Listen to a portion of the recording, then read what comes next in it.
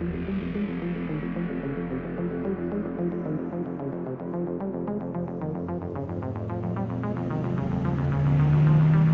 hot Miami afternoon as Jacqueline drove at the speed limit, wearing glasses with her hair in a ponytail and strong facial features with a fierce demeanor in being the lead. It was her and her two best friends getting prepared to complete a job that would make them all rich. Little did they know that gore and sanity were the requirements to complete such a grotesque task. Riding shotgun was a keen spotlight highlighting Valerie, a young woman in a lit-up suit and shades with zigzag highlighted hair in multiple colors. And in the back was a blonde, feisty beauty, Jasmine. Her attraction was ruthless and useful in her favor, with no trace of guilt to be found. They were sent to kill an enemy of their boss, a man who went by Swiss. It was serious and needed to be done with the utmost haste. Dom was the boss who was paying, rich, but one to puff more than enough cigars and do a line of coke here and there. He used a fake, childish Scarface accent with his attitude and challenging demands.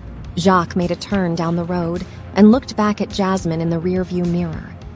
This is the first time he's actually making us do something this intense. Usually, it's just going to pick up a package or send you to seduce one of his ex-buddies, she says before looking back at the road. Yeah, I know, but we don't actually have to kill him, right? Just fuck him up with a bat or have Valerie use a gadget or some shit. Jasmine questions. No, I talked to him. He's pissed and wants this guy dead. He snitched or something like that and has to go. Jacques replied. Wait, so why is he sending us girls to do this? Why not some of his bigger bozos with guns and machetes? I dressed up ridiculously for this job to look like an unhinged maniac if we get caught, Valerie said with a serious tone as her shades covered her eyes and curious intent. You look fabulous, like a sign in Vegas or one of those neon bar lights. Jasmine giggled. The suspect was not obvious at all. Camouflage blended really well with the Miami night. Jacques joked with a smile, glancing over at Valerie, pretending to sound like a cop. Yeah, whatever. You're just mad I have a costume concept going on for this professional assassination we have to do. This is still fucking crazy to me, Valerie retorted back at Jacqueline. It's just him, right? I mean, we're not prepared to handle more than 2 or 3. This guy we've got to kill isn't a big deal. He ain't no boss like Dom. Jasmine questioned, sounding worried at first, but growing more confident as the ride along the road continued. Oh, I thought you liked danger and adrenaline, Jazz? Don't worry, I'll do everything while you wait in the car. Jacques teased at her friend in the back seat, taunting her. I'll kill the fucker myself, bitch. Think I care about some fat swine who thought he could do the boss dirty? Think again, Jasmine replied with an attitude, rolling her eyes with disdain and sarcasm. Just shoot him, then let's be on our way. Fuck, it's hot. I shouldn't have worn this suit, but it lights up. The way I light up your days and this guy we're about to smoke, Valerie says jokingly, turning up the radio and silently singing along to the hit. The drive continued from afternoon into evening, and the 3 of them joked about women's things, and how much money they'd have after this. This all seemed too good to be true, but Dom would never set them up. He was a rich cokehead, but he was a loyal boss and as real as it gets. Crazy and too daring for his own good. There was no other man in the world that Jacqueline would agree to do such a job for. Soon the evening would turn into night, and the car would finally park on the side of a large building. The Miami streetlights gleamed and matched perfectly with the city's dark theme of drugs and violence. Jacqueline turned off the car and took a moment to sigh, turning to look at Valerie and then back at Jasmine. You two ready? We'll be millionaires after this. And then we can take a break from this shit. You know it's the 80s. That's a lot of money for girls our age. We'll be 30 soon. Oh God, don't remind me. Time flies so fucking fast. Let's just get this over with, Valerie replied. You bitches worry too much. Each of us takes a gun with a silencer and don't let this take too long. My show is on after midnight and it's past 10 already, Jasmine said, sounding annoyed. Jacques couldn't help but have a bad feeling about this, but she turned off the car and slowly stepped out. The 2 others followed suit and got out of the car and head to the trunk, waiting for Jacqueline to open it up to grab their weapons. Jacqueline opened the trunk with the keys, revealing a set of weapons, pistols with silencers, an army knife, and a single baseball bat. "I'm pretty sure this guy's alone. Just grab a piece." "Hurry," Jacques said in a hushed voice. "Fine, this'll do for me." Valerie grabbed a gun and then the army knife, putting them away before looking around at her surroundings. "I'll just take this and watch our backs. Clock a fucker upside the head." Jasmine chose the darkened baseball bat and turned away from the car. "I would recommend you take a gun too, Jazz, but we should be all right with two," Jacqueline said before actually taking both guns, silently shutting the trunk and turning her focus on the building. The three girls slowly made their way, with lots going through their minds mixed with anxiety. Jacqueline thought of her mother and her brother and sister. Valerie wondered if she'd ever have kids, become a singer, or if gadgets would ever become advanced enough to be wireless. Jasmine, however, did not think about her family, who abandoned her as a baby, or her past, which she preferred to avoid. The three ladies reached the door and stopped. Jacques opened the door and immediately spotted the man they were after, Swiss. A name for cheese, since the man was considered a rat and a snitch. Shocked and with his eyes widened, he spotted the girls with a gasp and abruptly rushed up the stairs. "There!" Jacqueline yelled as she pointed forward. The three girls rushed forward before a tall, suited man stepped before them, dressed in black with the appearance of a bodyguard. "Now hold the fuck on there! You little things can't be in here!" The bodyguard, who went by Bone, replied while attempting to block their path. "The fuck did he just call us? Bro, get out of the way now or you'll be killed!" Jasmine sneered and gripped the baseball bat handle with both hands. Valerie takes out the silenced pistol and aims for the man's head, finger on the trigger. "Move it, or die! Don't play with me!" Val threatened. Jacques aimed her gun with one hand and opened the door to the staircase with the other, quickly beckoning the girls to follow. "Come on, let's move before he gets away. Fuck this guy." The three girls rushed up to the next floor and opened the door. A rotund man waited with a double-barrel shotgun aimed at them. Sweaty and dressed in black like the last bodyguard, but looking like he'd run out of breath just from speaking. "Weapons down now! End of the line for you three!" "You'd be stupid to try and test me. I'll blow you bitches in twos," the fat bodyguard, who went by Muggs, said with an extra breath.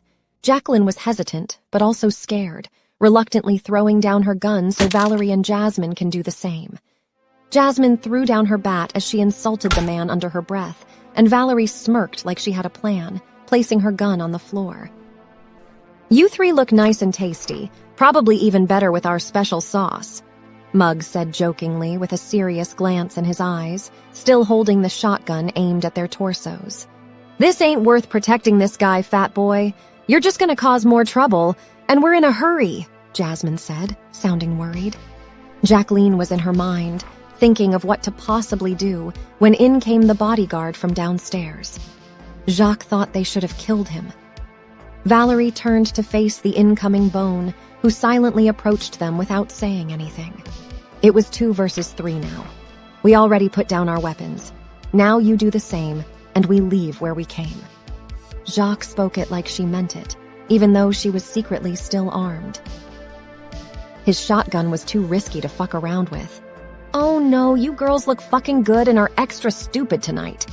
"Ain't that right, Bone?" Muggs questioned Bone, who stood nearby the ladies, smirking. "Fuck yeah, these hotties want to act like hitmen and dress like idiots. They gotta pay a price with their bodies," answered the unarmed bodyguard with a chuckle. "So let's see if that little cock works under all that fat, mister." "First, you put the gun down, baby." Jasmine flirted and replied with apparent sincerity to Muggs, who smirked at her, reluctantly taking them off of his aim but keeping his finger on the trigger. Sweating and taking a breath, Muggs heard a loud yell from the floor above them and turned his sight for only a moment before Jacques rushed in and revealed her silenced pistol before firing it into the fat bodyguard's chest, while Valerie went in for a stab to his face with the army knife. In pain and rage, Muggs attempted to shoot what he could, blasting the shotgun twice before letting it drop from his hands. Bone panicked and tried to grab hold of the bloodied Valerie, and Jasmine picked up the bloody double-barreled shotgun, turning and firing once into the neck of Bone and then into Muggs's face, dismembering both of the evil men. Before the girls could gather themselves, they glanced at the remains of the two corpses in shock, and out of the gory crevices of the corpses emerged a sprout of large, swinging, basketball-sized eyeballs and a mouth of razor-sharp, crusty teeth from their chest plates. Red ants began to crawl out of the blood on the floor. It was not a zombie, nor was it an alien, possibly a cross-between. Jasmine screamed hysterically and stumbled back, shaking, the shotgun loosely in her bloodied hands, her mind in disbelief. Jacques was too shocked to scream and tried to aim at the two beings, unable to shoot. The fright that overtook Valerie caused her to drop the knife in her hand, backing up and singing a song that played on the radio randomly out of fear. The girls were beyond scared, and the two monster-like beings stood with their pretzel-twisted and contorted limbs, slowly approaching the girls to eat. Wandering and swinging large eyeballs that moved and scoped, the chest mouth of the beings now emerging with a small tongue decorated with green slime that was coated with tiny bugs and lice, groaning in pain as if the bodyguards were secretly still alive to feel everything. The sight of them alone burned mental images into the girls' heads, forcing severe chemical imbalances in their brains over and over. Tiny red ants marched behind the groaning beings. Jacqueline thought again of her family and decided that she and her colleagues needed to kill these creatures immediately, aiming for the chests of the creatures and emptying her clip at them. Valerie began to gather herself, picking up her gun and firing it into the creatures to put them down. After all of the racket, the police were certain to show up soon, and the pools of blood around were the site of a slaughterhouse with red ants mixed in. Jasmine was angry and in tears. "We didn't fucking sign up for this. What the fuck was that? Are we even seeing the same thing? I don't know. Did Dom know about this? I should fucking kill him for this," Jazz snarled. "Relax, Jazz. I saw them too. I still don't believe it. And I don't know if anyone will believe us when we tell them," Jacqueline said as she tried to calm Jasmine with a soft tone in her voice, attempting to make Jasmine feel better. "I saw it. Out of their bodies sprung something demonic. It ain't the drugs. It's some scary shit. We ain't sleeping ever again," Valerie said, adjusting her shades as she dusted the blood off her suit sleeves. "Let's go upstairs and deal with Swiss, and then get out of here and deal with Dom. That fucker better not dare give us any shit for this." Jacqueline spoke like she was giving orders to her platoon. She was very serious right now, but Jasmine had other plans. "Nah, let me go out to the payphone. I need to call him now and tell him what he just fucking put us through," Jasmine demanded, still holding the shotgun, pissed off with frustration. "No, we aren't taking any detours. Let's take this guy out now and move. Come on, we aren't going to argue about this." Jacqueline was gentle in her request, not trying to sound like a hassle to her friends. Jacques opened the door leading upstairs and leaned on it to hold it open for Valerie and Jasmine. The girls headed upstairs and down the long, empty hallway that led to a dark door. Paranoid after the disturbing, inexplicable occurrence they just witnessed, the three secretly wondered if they saw the same things. Jacqueline stopped at the door and reluctantly grabbed its knob, turning to her friends. Valerie was quietly talking to herself, and Jasmine looked all around the place, scoping every single detail of the hall and door. "Hey, look at me. Are you guys ready? He's in here and going to shoot first if we don't. Pay a fucking attention." Jacques spoke bluntly. Her patience had worn off, and she had never taken aliens or zombies seriously. They were horror and science fiction to her. "Got any shells left in that gun, Jazz? There's gotta be." Valerie turned to Jasmine to ask. "I think so." Jasmine shook the double-barreled shotgun to listen to a rattle to see if it had bullets left. "Check the magazine tube. Or better yet, I'll take it. You take this." Jacques sighed, turned away from the door, and traded her empty, silenced pistol to Jasmine for the shotgun.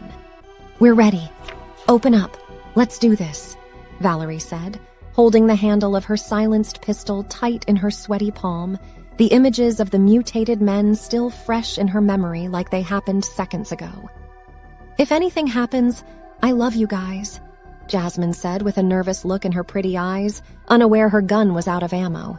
"I know, babe," Jacqueline softly replied, wanting to kill Swiss herself, finally stepping forward and into the door with the double-barreled shotgun aimed forward.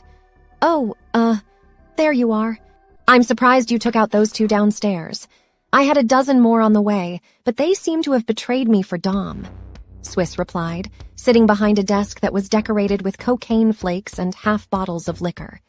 There was no weapon in sight for him, which was suspiciously weird for a man cornered by his killers.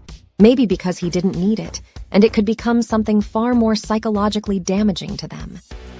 Jacqueline nervously held the shotgun on Swiss. Her time to become rich was here and complete in a single pull of a trigger if she did it. Swiss would surely mutate like his goons who tried to stop them. "What the fuck are you? Why did your little henchmen turn into nightmare fuel freaks?" Valerie asked, holding her silenced pistol toward the main target. "Listen, I ain't got no clue what you're on about. They were hired 2 weeks ago. I don't know what you saw down there, but I ain't into no sick shit. Go on and get on with it." "If you ain't scared to see what I'll turn into," Swiss yelled and stood from his seat, unease in his voice and his eyes big and intimidating.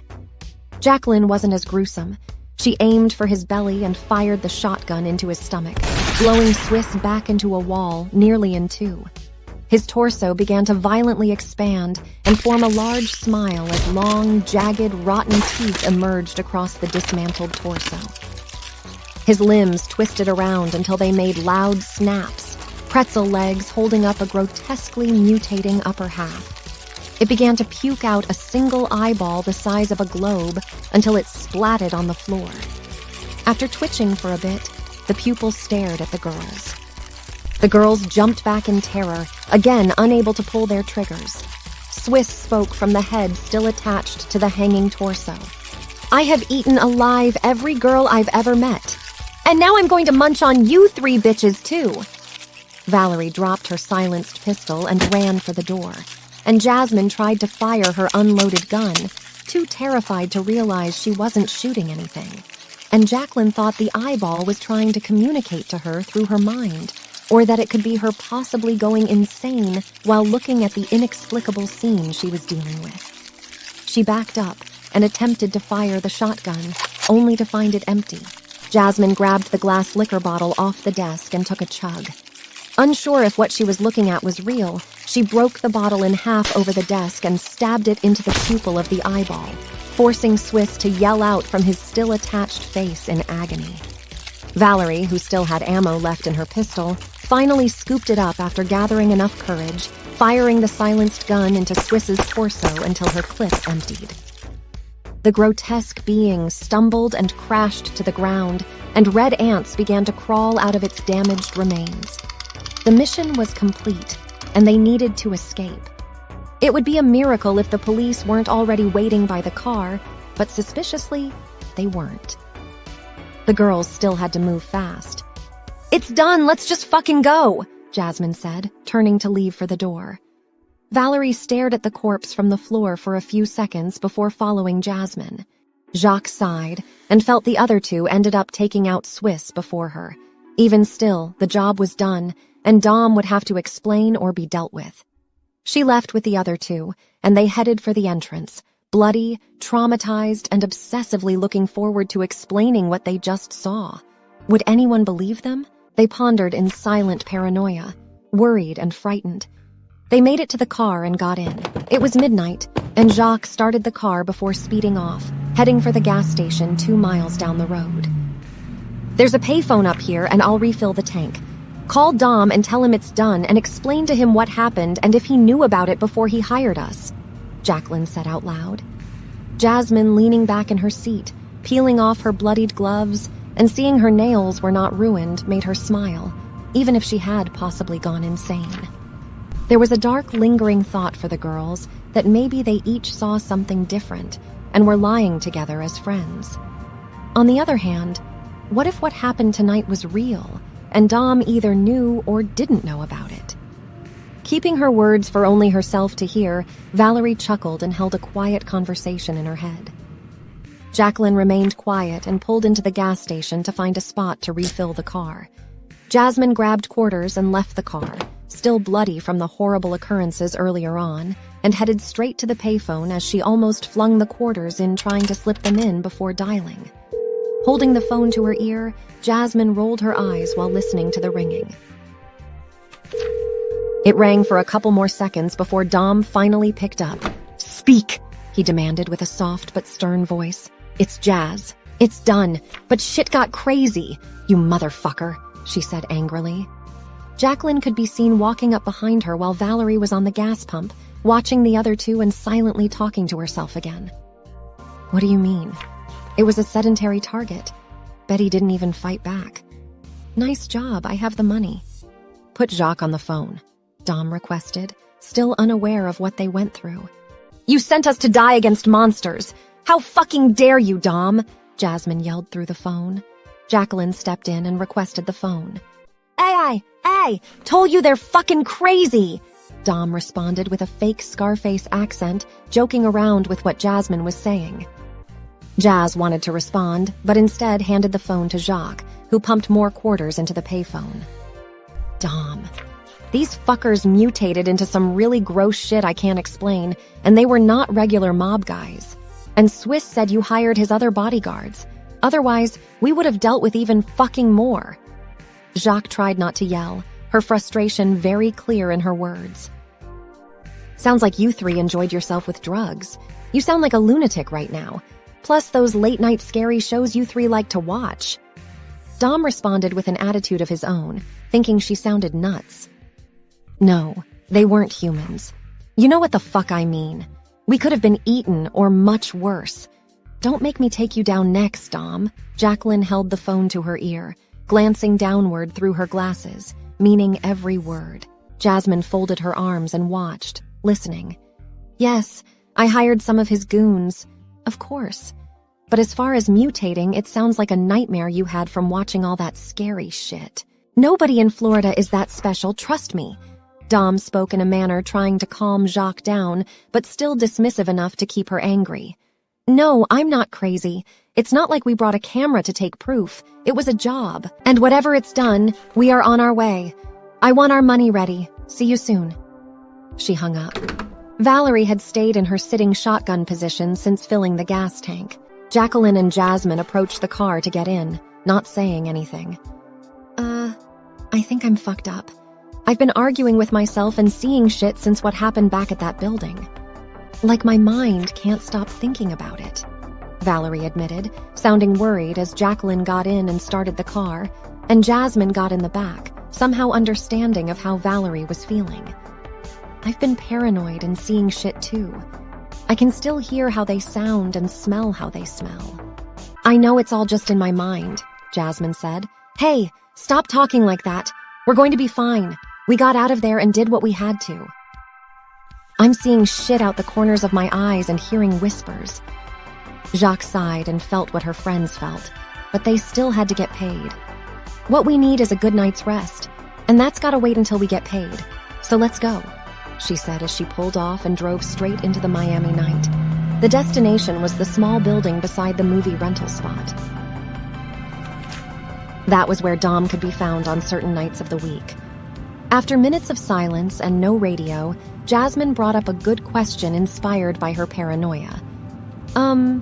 You don't think Dom is one of those things, right?" "I mean, no way, right?" she pondered, speaking out loud. "Cocaine, cigars, alcohol, and a monster thing in between all that? I doubt it," Valerie answered, staring out the window and watching the night. "What if those other bodyguards Dom hired off of Swiss are more of them? He could be killed or eaten himself. Something just doesn't add up," Jacqueline said with her hands on the steering wheel. "He thinks we are on drugs and seeing crazy shit and doesn't believe me or Jacques, Val," Jasmine said to Valerie while laying in the back seat as the ride continued. "Well, we're going to see him in a minute, and all three of us can jump his coke-addicted dumbass," Valerie said in a not-so-soft tone. Moments later, Jacqueline pulled into the parking lot of the video rental place. Hot VHS was the name of the business. After parking, she removed the keys from the ignition and strutted out. She didn't need to tell the other two anything as they got out of the car with her. They headed for the building beside the rental place and walked inside. The dim-lit lights and stale yellow paint on the walls felt like another dimension as their minds raced. Walking around the corner and into the door, the three girls entered the room with Dom. 3 duffel bags of cash and bands waited on the pool table. The cigar scent was strong and Cuban. It was Miami, and Dom was a boss, puffing away in a glass seat across the room, greeting them. "Good fucking job, Maine, good fucking job," he joked in his fake Scarface accent. They yelled at him, but also each grabbed their bag of money, $1 million for each of them, all drug money. "You've got a lot to fucking explain, Dom. Jacques wasn't joking about the crazy shit those guys turned into. You had to have known." Valerie points at Dom, pissed off and not willing to back down. Jasmine kept her glare on Dom silently, and Jacqueline shook her head at him, frustrated. "Man, you 3 are really fixated on this monster excuse. You did some fucked up shit, did drugs, and saw monsters. It happens, I get it. Seeing gruesome things, trauma, paranoia, and anxiety all at once. The high." Dom tried to explain, but Jacqueline cut him off. "No, you stop with the dismissive shit. Did you send us there to be killed? And you fucking hired his bodyguards, who could possibly be like him or worse." Jacques yelled and grew more frustrated with Dom. "Oh, I'm sure they're much worse. So what, you think I should take them out? Or they'll eventually eat me, right? Like you girls fucking say?" He answered back with a sarcastic attitude and a dirt-eating grin. "Answer the question, you piece of shit. You sent us there to die?" Jasmine leaned on the pool table and asked. Valerie eyed the scene before her. "Fuck no. I sent you to kill one fat fucker that betrayed me, offer high pay, and you 3 come back talking like I put you on some menu for demons. Don't worry, I'll find someone else to take care of the other bodyguards I hired." He sighed and poured a shot of liquor, downing it fast and sniffing his nose. "Oh, you're definitely finding someone else because we aren't doing it. You wouldn't even know about them if it weren't for us," Valerie said, glancing over to her money and then back to him. "We signed up for it, and things took a fucked up turn of events, Val." Jasmine sighed and looked at her. "Taking his side now, huh?" Valerie nodded and put her hands in her suit pockets. For a while, silence reigned in the room. "I sent you there to go nuts because I don't allow normal chicks to work for me, only crazies. I knew about the monsters before sending you, and I knew you girls would get the job done. Look at Valerie. She's already lost it," Dom revealed with calm in his voice, setting up the girls from the beginning to be driven mad by the monsters he heard so many rumors about. There was only one way to find out if they existed, and why not sacrifice the girls? Jasmine was shocked by this because of how much she trusted Dom, crossing her arms. Valerie is stunned and slipped her hands out of the suit pockets. Did Dom have to die? Jacqueline, though quiet, had thoughts about killing her boss before heading out. She took a deep breath and took in his secret intent. What kind of grown man listened to rumors about monsters on the other side of town? Maybe Dom is a monster too, just mentally. Maybe there are 3 kinds of monsters in this world. They had no weapons on them to kill him, even if they wanted to. "Stay the fuck away from us or I'll kill you, Dom. I mean it.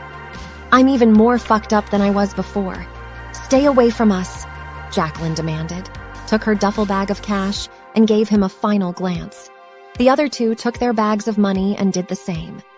Jasmine was reluctant and hurt by the betrayal, but felt relieved to know the truth, losing any feelings she could have possibly had for Dom. Valerie was silent, but surprised by the betrayal. Her mind began to fill with anger to the point where she saw ants disappearing and reappearing around the floor. She was mentally checked out, but aware of the boss's cold, calculated plan. Unaware of the red ants crawling out from under his heels, they quietly exited the room.